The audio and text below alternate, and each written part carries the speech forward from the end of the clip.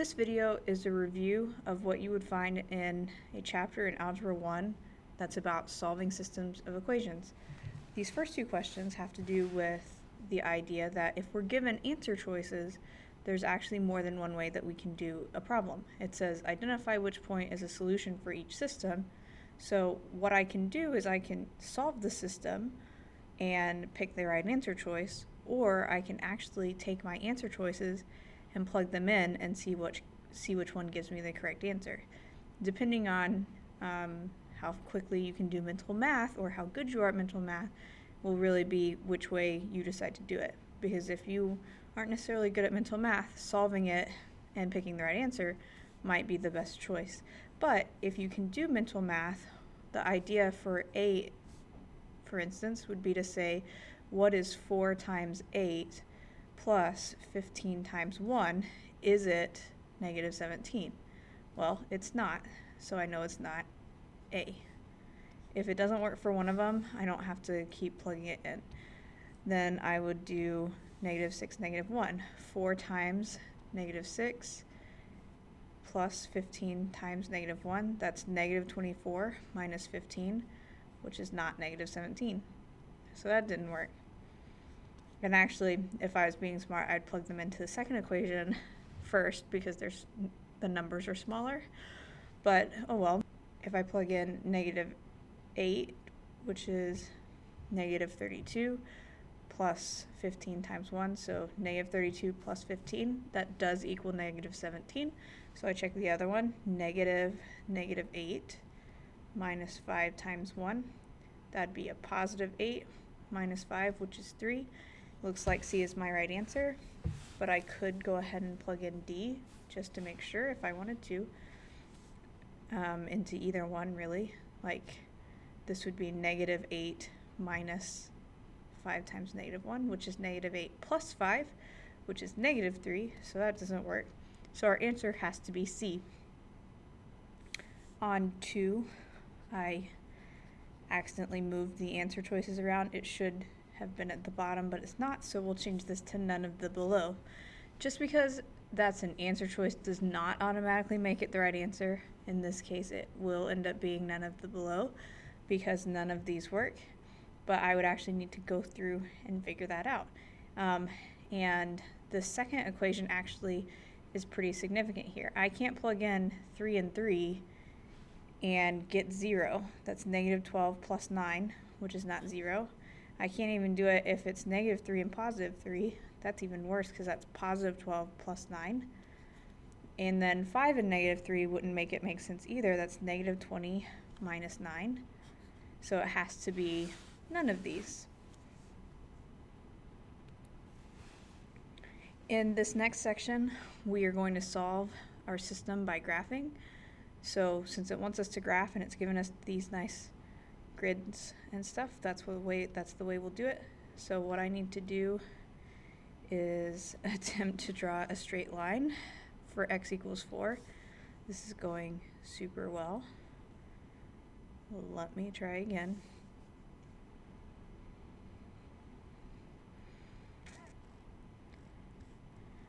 I'm going to call that close enough. That is the second line, x equals 4. The first line starts at negative 4 and goes up 5, right 4. So I can see where they intersect, which is right here. And I say what that intersection point is, 4, 1. That's my answer. The work was me actually graphing it. This next one, the first line starts at negative 4. And our slope says to go down 4 and right 1. But I don't have room to do that, so I'm going to switch them both and go up 4 and left 1, which puts me this direction. And if I look, this slope is going down to the right overall, which is what negative slopes are supposed to do. I'm going to do the other line, which starts at 3. It goes down 1 and right 2, which I have room for, but I need to go the other direction just to see where they intersect, which is right here at -2, 4. So that would be my answer.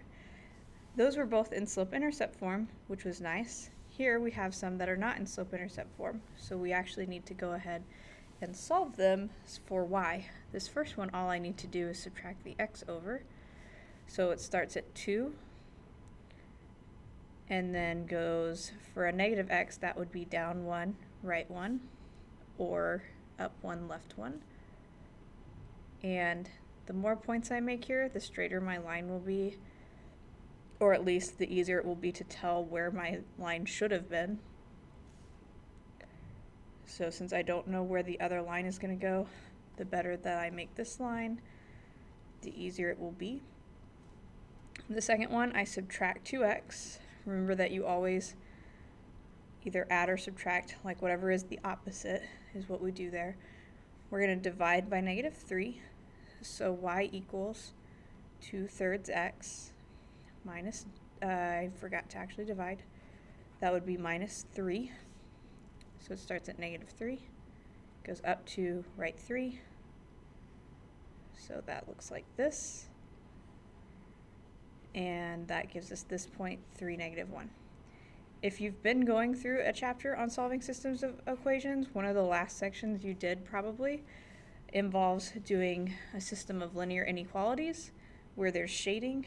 So in case you're like, why am I not shading any of these? Why am I just getting the intersection point? These are equations, not inequalities, so we're concerned about where they meet. Inequalities, where we have to represent with shading, but these are not inequalities. This is y equals -6x plus 4. So we start at +4, and we go down 6, right 1.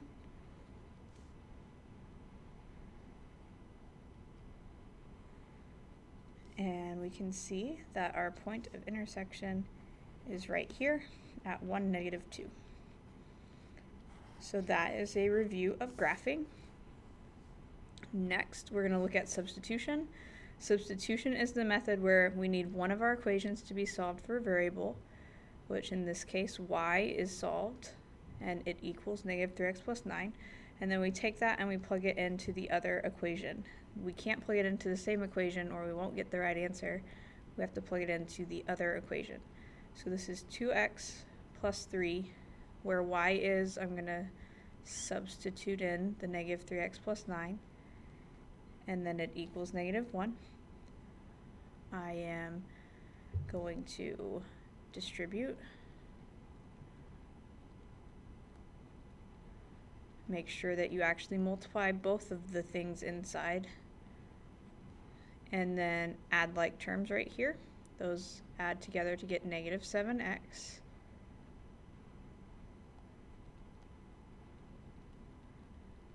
And then I would subtract 27.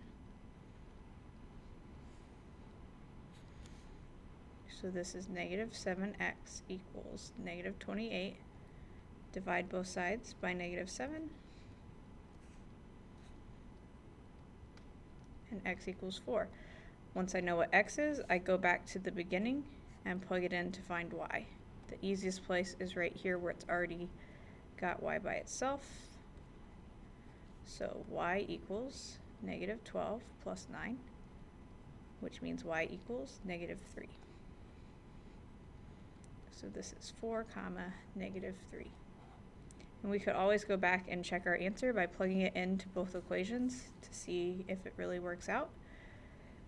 On number 8, they're both solved for y, so we just pick one of them to plug into the other. So I picked -6x minus 1 to put right here on the left side of my second equation, but I could have picked the -3x plus 2 to put in the first one, and I should get the same answer either way.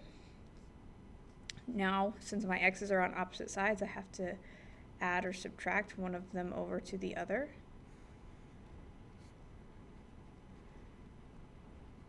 So I get -3x equals 3, going to divide by -3, and get x equals -1. I'm going to take that and plug it back into either of these top two equations. It doesn't matter which one we pick. I usually just pick the top one so that I don't actually feel like I'm making the decision,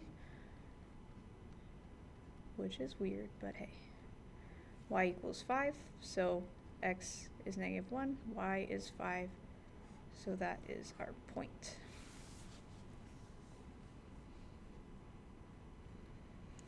A couple more to do with substitution. Now, neither of these are solved for us ahead of time, so that's going to be our first step. And it's important to know where the easiest place to solve for is, which is if one of my x's or y's in either of the two equations doesn't have a number in front, that's what I want to solve for, because there's no way to get fractions. If I pick something else that does have a number in front, there's a chance it'll have fractions, and that is going to make my work harder. So this x is the best thing to solve for.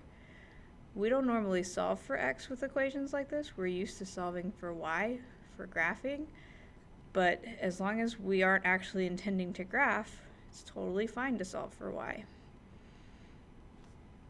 X equals 3y plus 7, so we're going to put that where the x is in the other equation.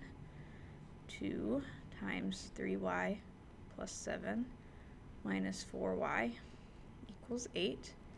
We're going to distribute and add like terms.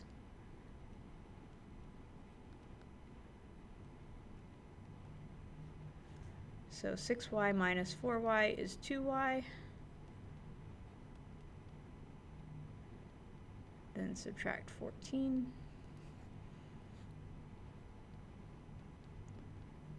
And divide by 2.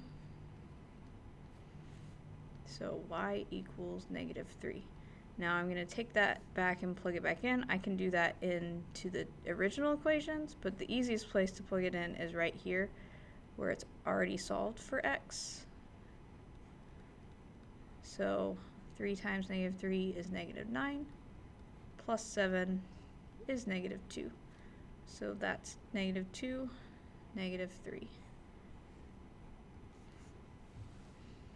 On 10, same kind of problem actually, but if I pick out where it's best to solve, I would have to pick out the y right here, since it doesn't have a number in front. So that means I would add 3x to both sides and get y equals 8 plus 3x or 3x plus 8. It doesn't matter which way you write it, but it goes in the other equation right here. -4x plus 3 times 3x plus 8 equals 4. I'm going to distribute.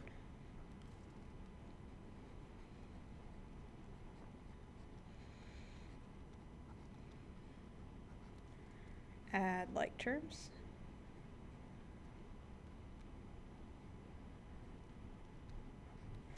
And then subtract 24.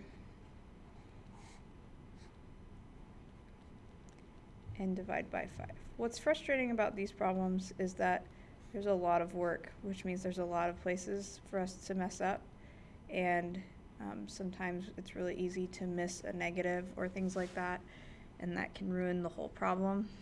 So you have to be really, really careful and really intentional as you go through this, making sure you're thinking about whether things should be positive or negative, whether you're adding or subtracting and things like that.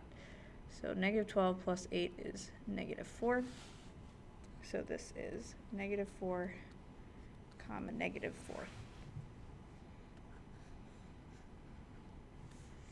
That's substitution.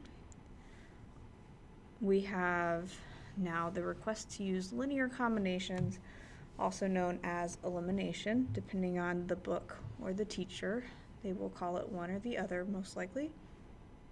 The idea here is that we want to add our equations together, but we want to do it so that either our x or our y cancels out. If I look at 11, I can add them right now because 2x minus 2x is 0x, so those cancel, but I have to keep going and add the rest together. Like this is -8y equals -32. I divide both sides by -8. and get 4. And then I take that and plug it back into one of the top two equations. I like doing the first one.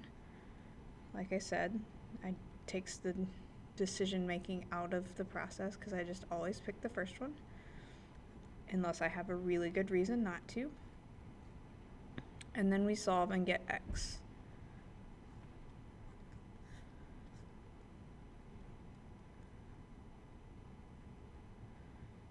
(28 minus 16 is 12.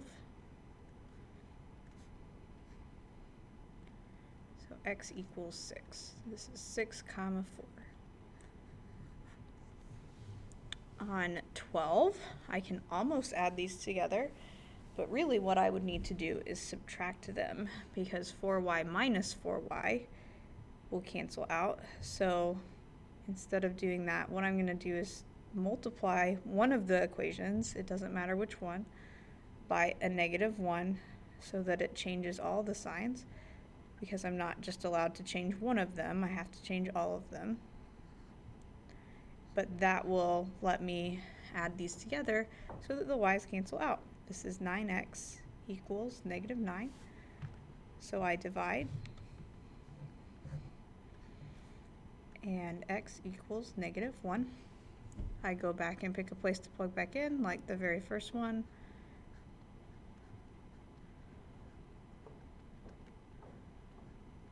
I get -2 times -1, which is a +2. And then I subtract 2.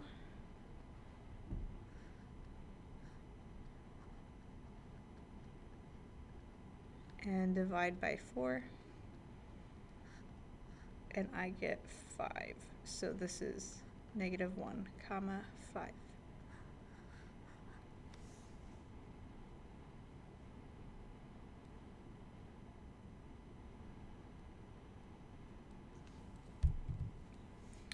On these next two, it's a little bit more difficult because we can't just add or multiply by a negative. We're actually going to have to come up with a least common multiple to try to get either in front of x or y.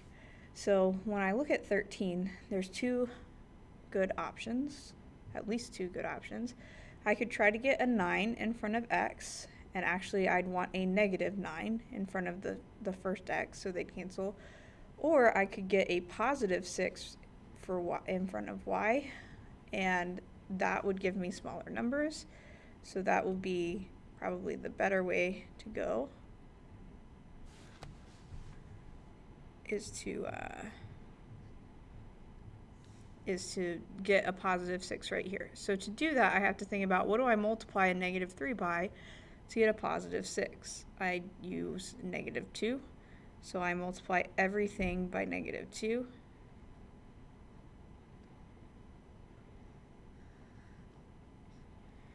(9x minus 2x is 7x. -6 minus 8 is -14. I divide by 7. And x equals -2. I'm going to take that and plug it into one of my equations. I'll pick the first one. -2 minus 3y equals 4. So I add 2.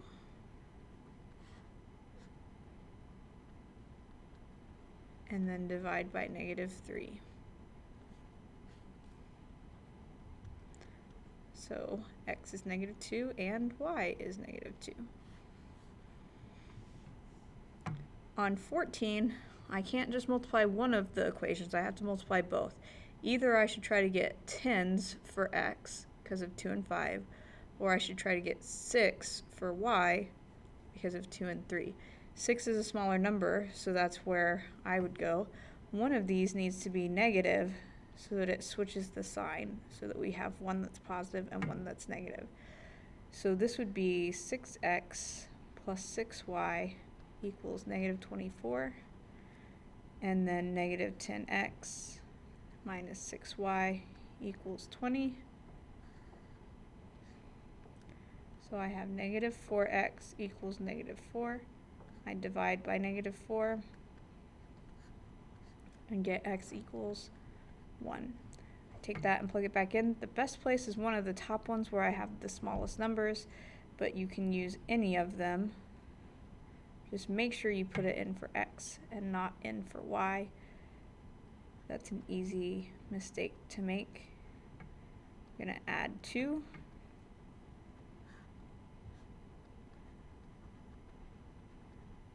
And divide by -2.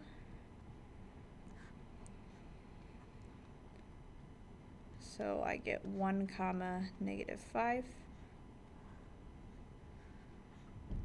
for my answer. So that's elimination, also known as linear combinations. This next section is a lesson in the importance of reading the instructions because it says not to solve the system. All it wants us to do is to choose the best method for solving, and we only want to use each method once because technically if that wasn't there, you could pick the same method every time and come up with a reason why it's the best method. But we're challenging ourselves because we have to pick each way once. So we have to know kind of how it works, like why would we pick one that may not be our favorite. So typically the way I solve this kind of a situation is kind of a process of elimination, which is funny since one of our choices is elimination. So first I look for the one that's easiest to graph. It's easiest to graph whenever we're already solved for y. And so clearly 15 would be easy to graph as long as we had a graph available. And that's because the equations are already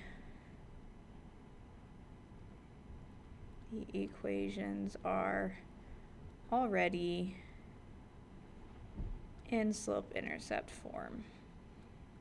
So they're already set up for us to graph. It also helps that we've got fractions, or a fraction, because that makes substitution not quite as good of a choice. Then I would look at the two that I have and I would try to decide which one would be better for substitution. So because this is already solved for y, this one's better for substitution. And in fact, we can solve for this x on 17 and not have fractions. But if we tried any other letter, we'd get fractions. And even so, it's still not as fast as doing it on 16. So 16 is substitution, and that would be because one equation already has a variable isolated. And there's other ways of phrasing that, but that gets the point across. And then really, elimination is something that almost always works well. Sometimes it's long to do elimination, depending on what our numbers are, but as long as we can find a least common multiple, then elimination is pretty typically a fine way of doing things. So our reasoning here would be basically that we can find a least common multiple, which you could abbreviate LCM,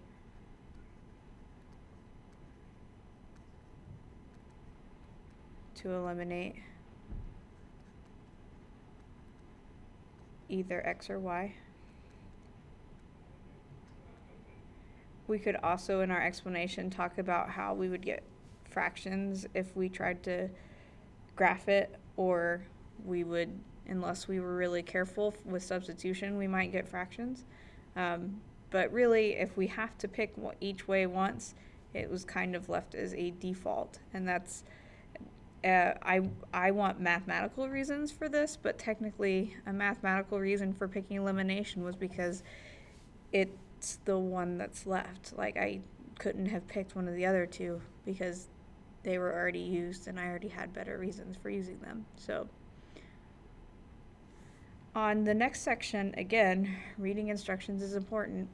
You can use the method of your choice. Some of them will be special cases. You need to show your work, even if just looking at it, you can tell what it is, and you only need to use the graphs if that's the way you're choosing to do it. So don't think, oh, there's graphs, so I must do by graphing. Like on 18, I don't recommend we graph this because I think the easiest thing to do is solve for this x and plug it into the other equation. You also could rearrange things so that you could do elimination. I'm just going to do this with substitution. I need to move the negative 20 and the negative 19 over using addition. So x equals positive 20y plus 19. I'm going to put that right here in my other equation. So 10y plus 4 equals 6 times 20y plus 19. I'm going to distribute.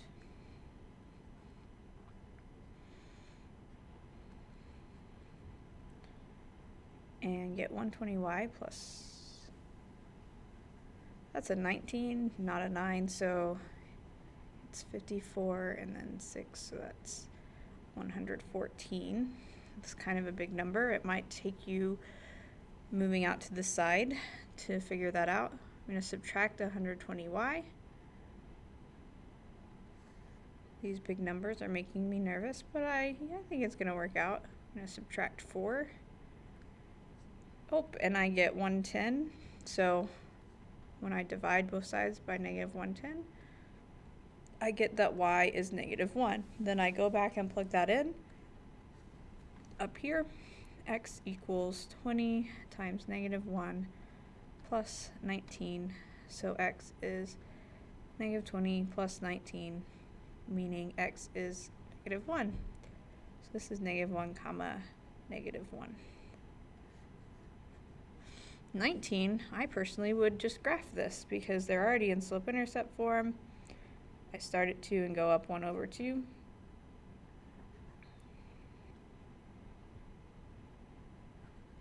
And I start at negative 2 and go up 1 over 2.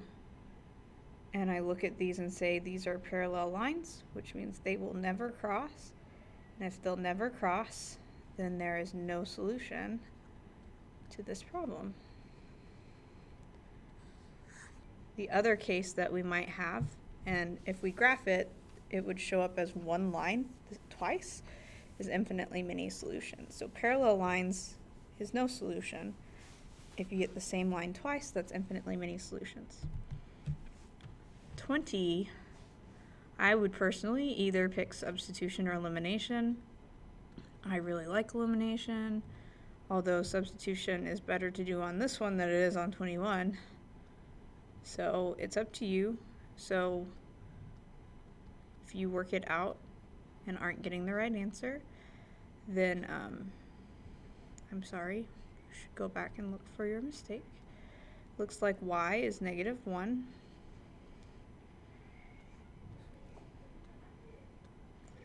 And then we plug it back in.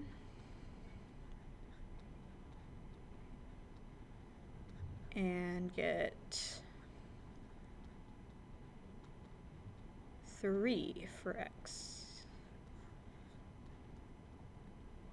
So this is 3, negative 1. So remember our instructions said that we would not get special cases for all of them, but we did get a no solution earlier, and this is going to end up being a special case as well, because I get 16x and 12y and negative 36, which means when I add these together, all of them cancel out, giving me 0 equals 0, which is infinitely many solutions.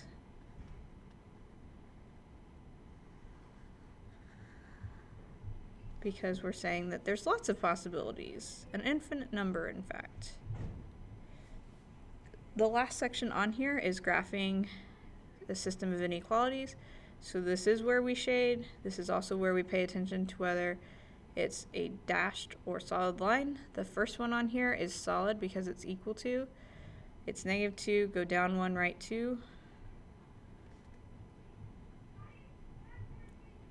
And it's a solid line. Now if I go ahead and think about which way is greater than this line, I can put my pencil on my line and draw an arrow up, and that'll show me that this side is greater because it's whichever side of the line our arrow's on. The other line is going to be a dotted line that starts at 1 It goes down to right 1.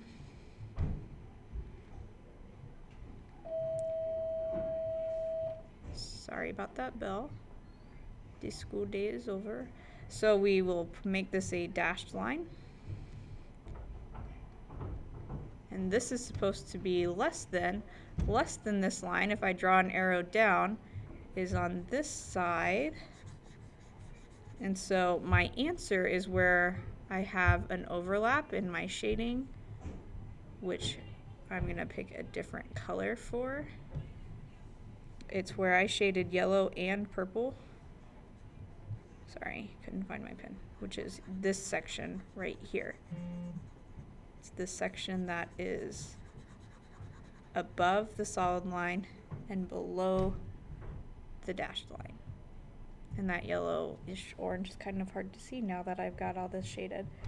So that was probably not the best color to use. But the same thing's gonna, or something similar is gonna happen on all of these. X is less than -2, that's a vertical line.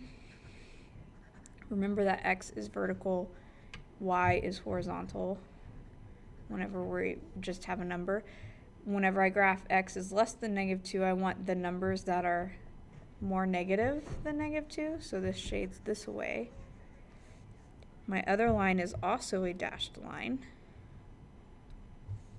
It starts at -1 and goes up 1 and right 2.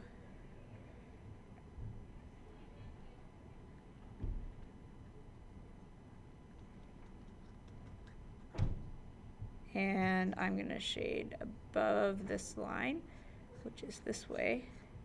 So when I do this on a paper, I always do the first two shaded lightly, so then I can go back over where I need to actually shade and make it darker. Or you can also erase your extra shading so that it's not there to confuse your teacher. But this section is where they overlap and where I want to shade. The last two that we're going to do here need to be solved for y. Remember that if I divide by a negative in the process of solving, that makes me flip the inequality. So that happens on this first one because I have -3y is less than or equal to -2x minus 3, and I divide by -3, which makes this flip to greater than or equal to, and I have 2/3 x plus 1. Do something very similar on this next one.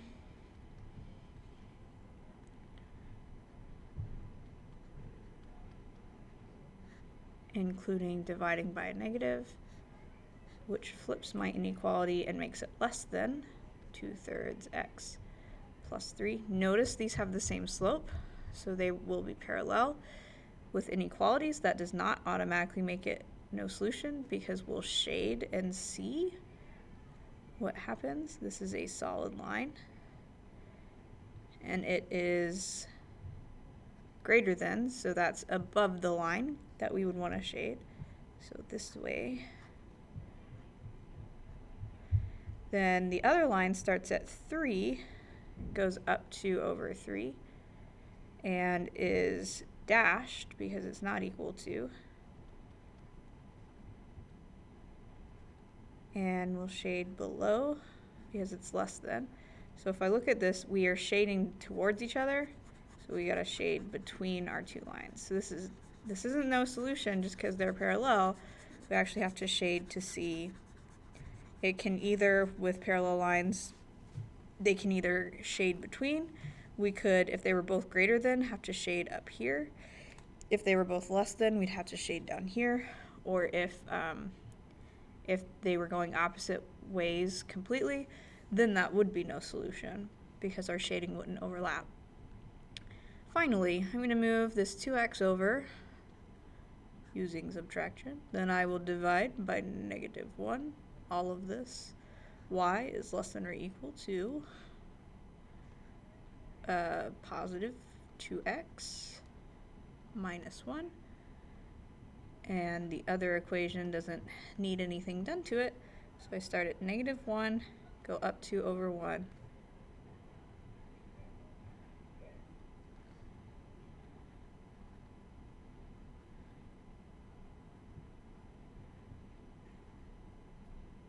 Both of these are solid. Less than this line is this way. Y is greater than or equal to -3 is a horizontal line at -3. And greater than that line is above, so that's this way. So we're looking for where those overlap, which is right here. My shading looks a lot better whenever I do it on paper than when I do it on the computer. So you'll just have to take my word for it, I guess. But that is the side or the section we would shade. So this has been most of, if not all of what you would see in an Algebra 1 class where you're doing a unit on solving systems of equations. Happy studying.